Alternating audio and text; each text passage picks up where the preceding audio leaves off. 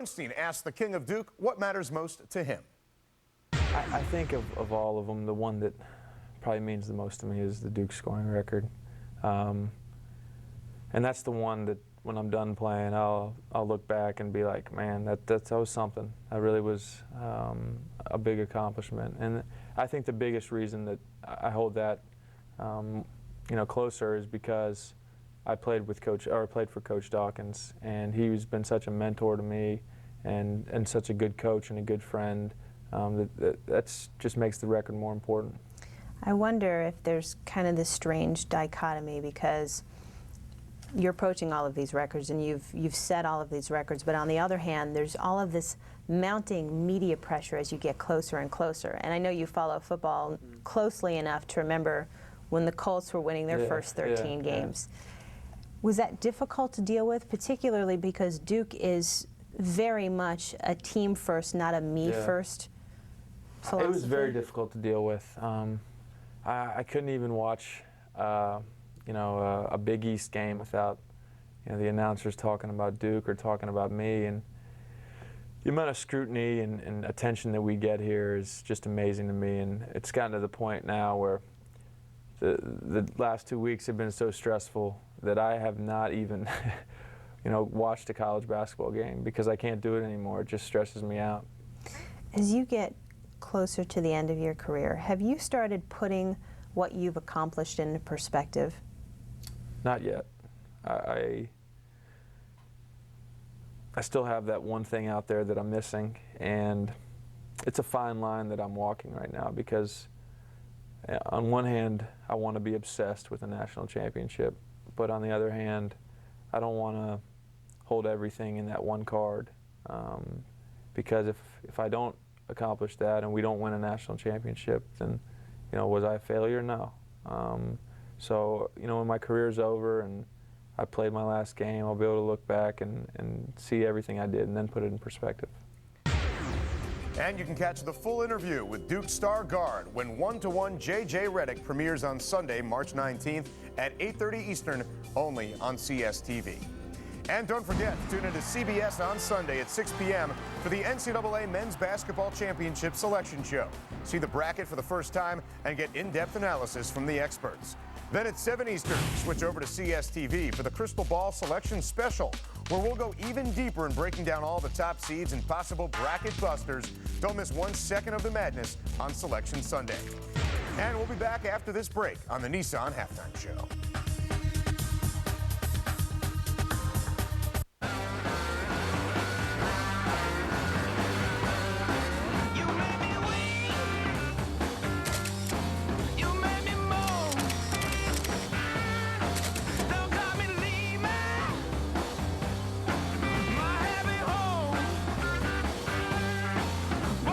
The 2006 Motor Trend Sport Utility of the Year, the new Nissan Xterra. Show us your X. Why is Sirius the choice in satellite radio? It feels like you get every song ever made. Rock, pop, hip-hop, no commercials. We get a ton of music, no commercials. It's comedy. It's real. You know what I'm saying? If it involves a uniform, a stick, a ball, bang, it's right in there. Bang! NFL is in there. It's the best thing I ever put in my car. Next to him. It's flat out better than regular radio. It's more than just radio. It's Sirius Satellite Radio. Right now, get a Sirius Satellite Radio for under $50. Good evening, ladies and gentlemen. May I have your attention, please?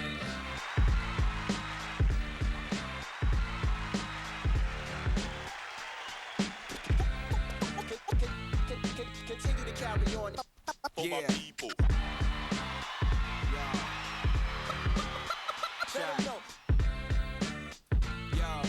Brainstorm, take the form of a verse. Already wrote the last line before I thought of the first. Just when you think that I'm done, I shift shapes.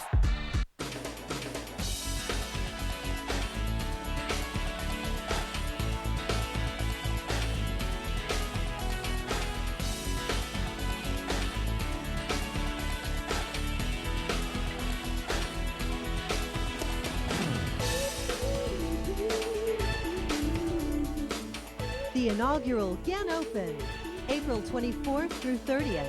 For tickets and information, go to genopen.com.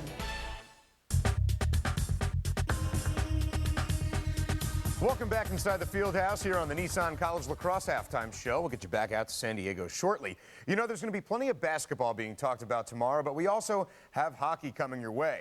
Tune in tomorrow at 11 a.m. Eastern for the CHA Women's Hockey Championship game, where number 3 seed Niagara looks to upset top seed, 4-time defending champ Mercyhurst. The CHA Women's Hockey Championship game live at 11 a.m. Eastern tomorrow. And we'll be giving out bracket assignments as well. Join me and former Harvard star Angela Ruggiero for the official Division I Women's Ice Hockey Selection Show.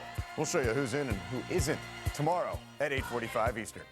And that'll do it from the Fieldhouse in New York on the Nissan College Lacrosse Halftime Show. I'm Adam Zucker. The second half between Navy and Bucknell is next, right here on CSTV.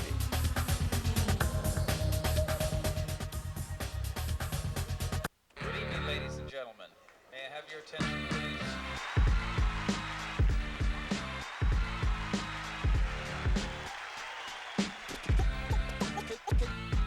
Continue to carry on for my people.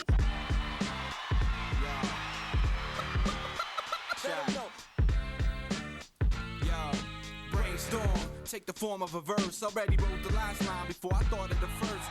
Just when you think that I'm done, I shift shapes.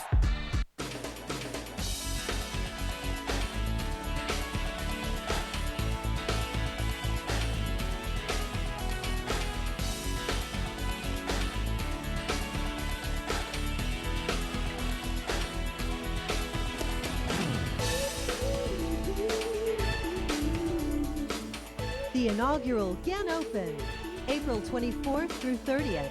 For tickets and information, go to genopen.com. We are Bucknell University, and as one of the nation's top liberal arts schools, our job is to create opportunities for you. We are large enough to prepare you to excel in any of our 52 major programs. We are also small enough to know our students and their goals. And our athletics program consistently ranks among the nation's highest for athletes chosen as academic All-Americans.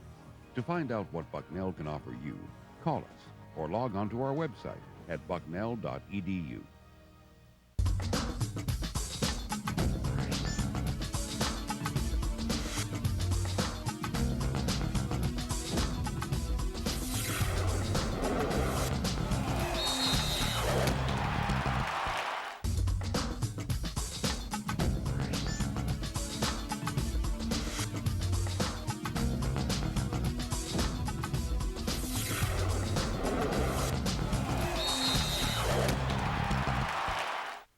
Integrity, an ideal that sets the United States Naval Academy apart.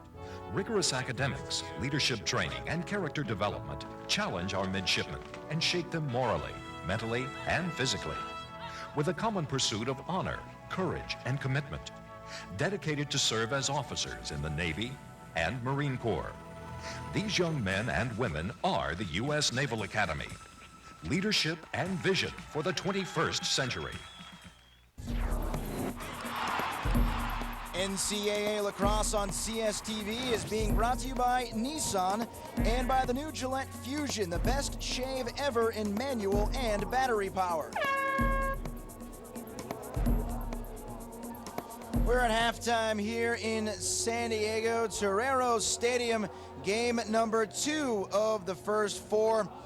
And right now, Navy in front of Bucknell, 5-4. Let's take a look at the first half highlights. Starting off with Bucknell, the freshman Tognari taking it in himself with the dive shot. Followed up by a nice Marks righty ripper.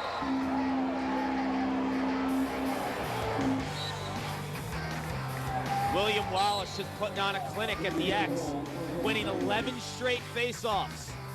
And then Dingman playing in the feeding role. Can't forget about that crushing blow. Dingman here finding Marabito on the backside. A nice little lefty finish for the sophomore. And our Nissan shift performance, Paul, what does Bucknell need to do to get back into this one? I think Bucknell needs to just continue to have hot goalie play by Matt Barron. He's been playing exceptionally well in this first half. They need to start getting some face-offs too. William Wallace, 11 in a row. That's unheard of. And his personal best, we're told, 13 in a row against Lafayette a year ago. So Wallace has really controlled the tempo here for Navy, winning 11 straight faceoffs. Can Bucknell come back and pull off the upset here? We'll find out. The second half is next. It's 5-4 Navy.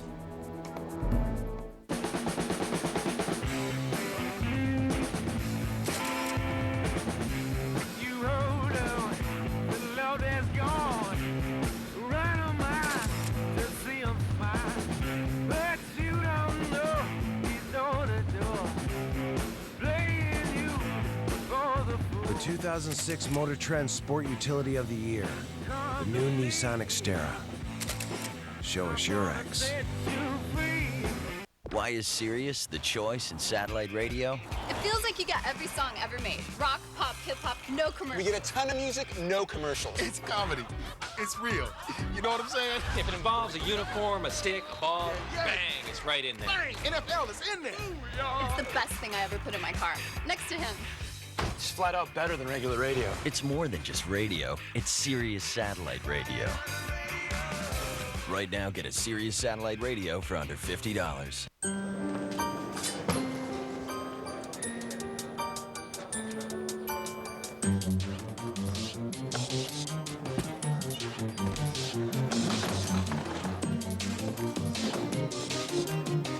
No rolling luggage.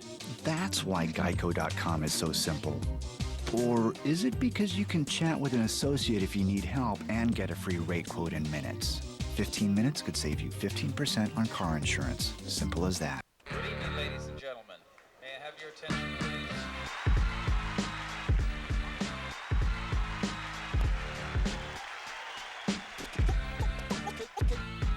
Continue to carry on for my people.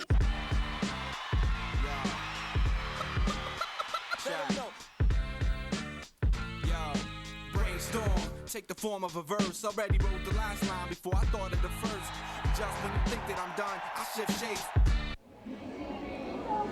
Back in San Diego, where number 4 Navy leads Bucknell by a score of 5-4. Bucknell hanging around in this one. Let's take a look at the first half stats. Obviously, the faceoffs certainly jump out at you. Very rarely do you see a run 11-0 in the face-off department. And the shots, huge discrepancy. Navy getting off a ton of shots, shooting the ball wide, and also Barron's made some great saves. 21-5 there in the shot department. This Navy defense not playing as well as they normally have. In fact, this is the most goals Navy has given up. They came in averaging just 2.7 goals against, and right now they've already given up 4 to the Bucknell Bison. I don't really look at that as too big of a glaring problem. I think for Navy, they just want to limit those turnovers they had in the first half. If they continue to dominate the X and limit the turnovers, they'll get great opportunities. That was a good face-off effort that time by Bucknell, but the ground ball war was won by the Naval Academy. Matt Bitter came away with a big ground ball, and so another face-off victory goes the way of William Wallace. That time a little bit more even on the actual draw itself. It was the ground ball war that was won by Navy. He's on a 12-0 run in the face-off, William Wallace. One more will tie his own record that he had against Lehigh last year when he ripped off 13 in a row. 5-4 Navy in front of Bucknell. Early second half, game number 2 of our first 4 doubleheader here in San Diego, California. Jason Chandler and Paul Carcaterra, glad to be with you here on CSTV for another close game. As the ball's passed on the left side, it's Looney who whips a shot wide of the net. Steve passed to Billy, and Billy missed the shot. Navy backs it up and keeps possession. Billy wishes he had that one back. Probably about 7 yards out. Had some room. He cans those most of the time. Burstner directly behind the net, circles to the right side. Morabito all the way up top. Billy Looney feels the pressure of the double team, has the ball checked out of his stick, returns to Faber with a big hit, ball still on the ground. Neither team able to gain possession, bodies flying everywhere. The Looney brothers and Wallen battling away for the Naval Academy, and the ball rolls free to Dingman. Unsettled situation for Morabito. Stutter step move to his right, throws a pass in front intended for Burstner, but he slipped and fell. And we'll also have a crease violation against Berstner. An unfortunate situation for Navy because Berstner was coming free. He just lost his footing on the slick grass. We saw that in game 1. A lot of Duke and Loyola players were slipping all over the field. Bucknell attempts to clear. They're able to do so. Steve Case across midfield with a left-handed cradle will set up the Bucknell offense. Trailing by just 1. The Bison 1-2, the Midshipmen 3-0. Navy ranked 4th in the country. Bucknell not ranked. But this is a Bucknell team that has played Navy tough in the past. And if they could find an answer in the face-off X, they would certainly have a great chance, or a greater chance, of upsetting Navy here this evening. Case straight away, dodges to his right, eludes pressure, takes a tough shot. It goes past Russell over the net and out of bounds, backed up by Bucknell. They'll maintain possession, 12.5 to go, third quarter. It's Togneri behind the net. He works on the end line. Guarded by Dow, all the way up top it comes. Bucknell, very slow and deliberate, wants to control the pace of this game as Marks takes it to his right and jogs towards the end line. Back pedals to the deep right corner. He'll start his offensive set from there. Jogging along the end line. They check loosely on the play. I think Marks has a mismatch here. The only problem is when you pull it out and you're that far out, you really give the defense an opportunity to go quick and slide. Marks loses possession of the ball. It's loose in the ground and picked up by Denola. Has it along the end line, gives it up to Russell. Turnover Bucknell. Navy attempts to clear and capitalize. They'll get it across midfield with ease. Ward Hackett in control. Leaves for Marabito. Checked on the play by Burns. Heading to the end line, past to Dingman. Picked up by Hare. Navy in its offensive set will bring on its offensive personnel. Terrence Higgins comes across midfield. Into the game comes Cody Shea, part of Navy's second line midfield unit. Hackett still out there on the field, a defensive midi. Nekanicki will come into the game now for Navy. And that rounds out their second line midfield. Higgins, Shea, and Nekanicki on the field for the Naval Academy. They're holding on to a 1-point lead early third quarter. Shea tries to drive on his man. Mark Lane there, equal to the task defensively for Bucknell. Marabito has it all the way up top. And Nekanicki will retreat and give the ball up to Higgins.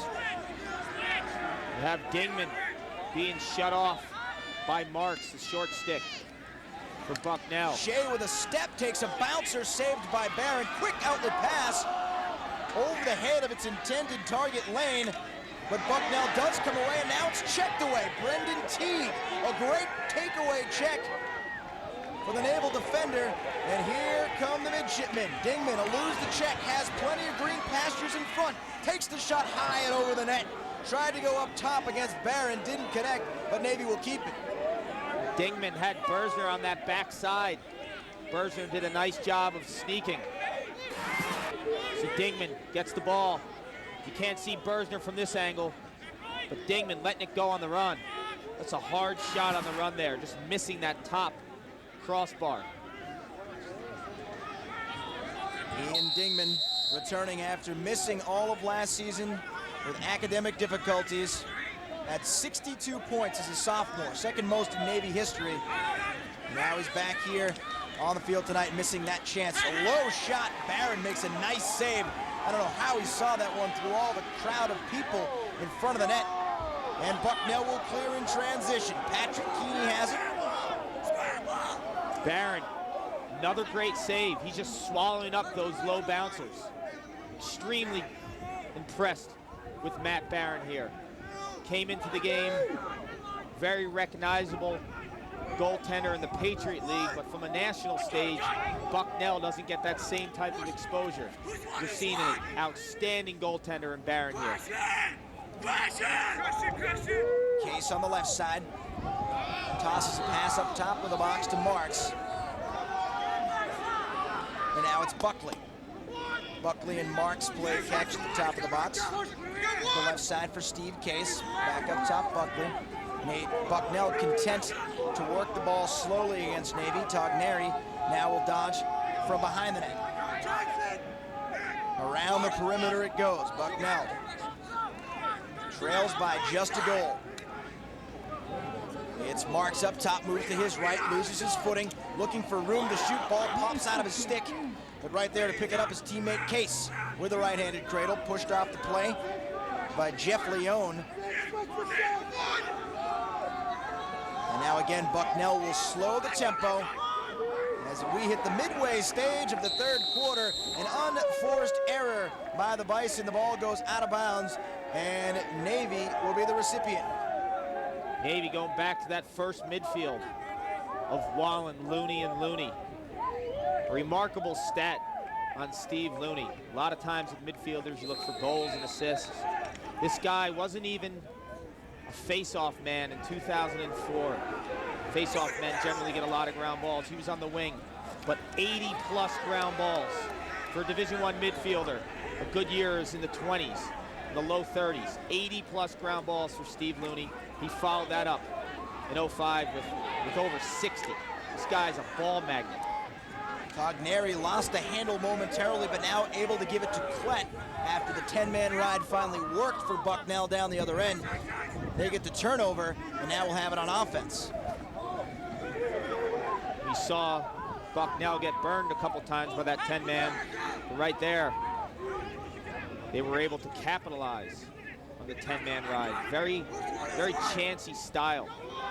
A little head fake that time by Barron as he faked as if he was going towards midfield, dropped back, was able to pick off the pass.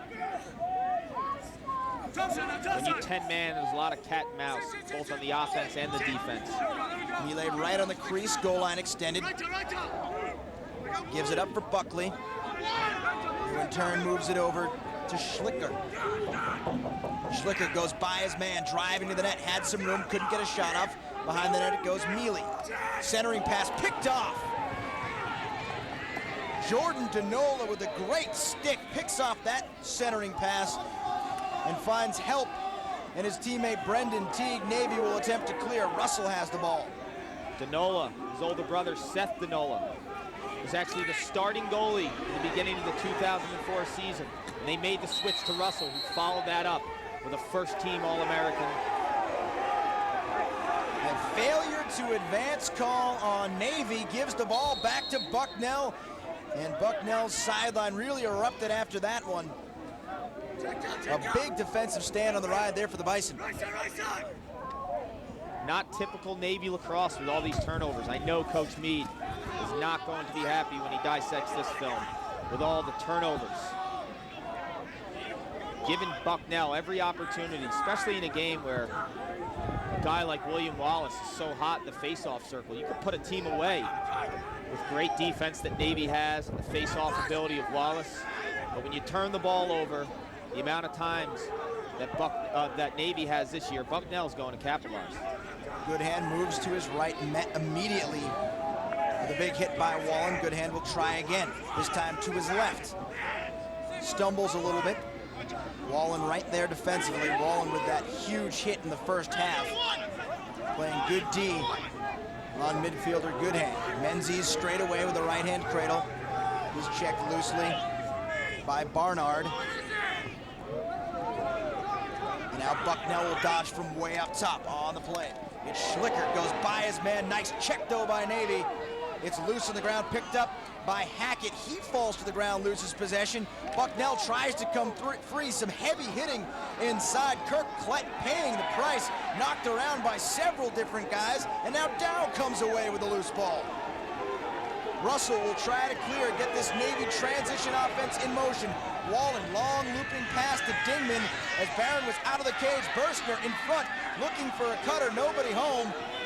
Checked nicely by Abu Jadi, and he's forced to back off. And Navy will set up his offense. Nice job by Abu Jadi to react and force Navy into its 6-on-6 offense as opposed to capitalizing on that unsettled situation. Navy wanted to push the ball there. Dingman was on that far side screaming for the ball. I think he got it a little bit late. So by the time Berstner was the recipient of Dingman's pass, Abu Jadi was there to answer the call. Cody Shea straight away, approaches the top of the box, spins away from his defender, can't quite get past him. Nice defense on the play by Mark Lane. Burstner now directly behind the cage, working against Abu Jadi, has his step, couldn't get the shot. All the way up top, Nekaniki wants to work to his right, and does. Throws a looping pass that's deflected and loose on the ground, knocked around a couple of times. Higgins and Nekaniki fight for it. Nekaniki comes away and gives to Shea left wing. Checked by Lane. Shea goes around him, driving towards the net.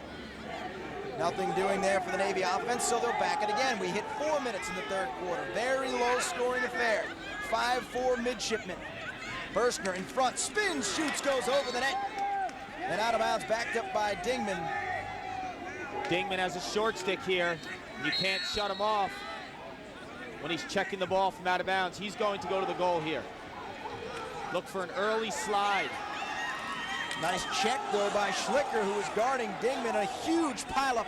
The right side goal line extended. Burstner comes free, and he is leveled, attempting to make the pass. And we have an injured Bucknell Bison. Dingman slow to get up. It looks like it is Schlicker on the ground. John Schlicker, a sophomore from Simsbury, Connecticut. We'll see what happened here in this big pileup. Very physical play. Schlicker played great defense on Dingman. Dingman saw the short stick, was ready to go right away. Maybe he rolled his ankle or something. He seemed like he was caught awkwardly between Dingman and one of his teammates. It's Abu Jadi on the ground as well as Schlicker. It looked as if almost Schlicker's leg was caught in between Dingman and Abu Jadi, and maybe he rolled it the wrong way. Instantly, as soon as he hit the ground, he was rolling around in pain. And this is not a sight you want to see for the Bucknell Bison, as Schlicker will remain on the ground and receive some treatment from the training staff. When you see an injury like that, you see a player go down and hold their leg, you just hope it's not their knee. You know, you see a lot of ACL injuries in college lacrosse. You got to hope Schlicker's okay there. Casey Carroll from Duke in practice on Monday. They lost him for the season. Probably their best cover guy. Potential first or second team All-American, gone for the year. 3.5 minutes to go in the third quarter. Treatment on the field for John Schlicker. Navy in front 5-4. Game 2 of the first 4 in San Diego.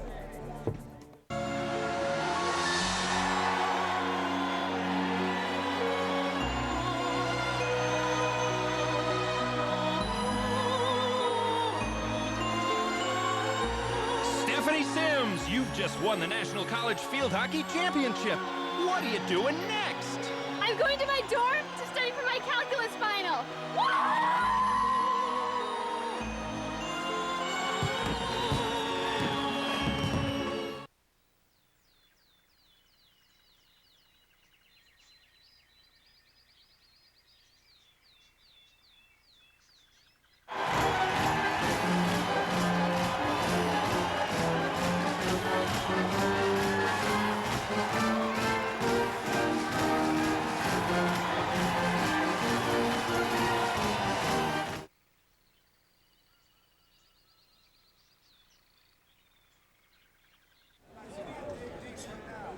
John Schlicker remains on the field, midfielder for Bucknell.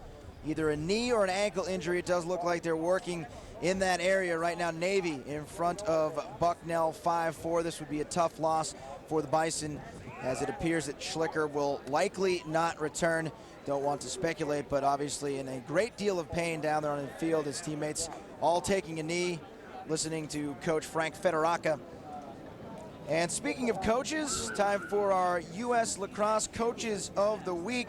The men's coach of the week is Ed Stevenson from Binghamton University. Stevenson led the Bearcats to a stunning 7-6 victory over Towson on Saturday, the biggest win in the 5-year history of the Bearcats program. Binghamton, which was 1 game away from the NCAA tournament in 2004, is now 1-1 for the season. Stevenson, a graduate of Towson, which was ranked 12th nationally in preseason by Lacrosse Magazine. The women's coach of the week is Janine Tucker of Johns Hopkins University. 6th-ranked Johns Hopkins improved to 2-0 with an 8-7 victory over third-ranked Princeton on Saturday. It was the highest-ranked team that Johns Hopkins has beaten since moving up to Division I in 1999. Our U.S. Lacrosse Coaches of the Week. And Coach Federica taking over the Bucknell Bison program for the legendary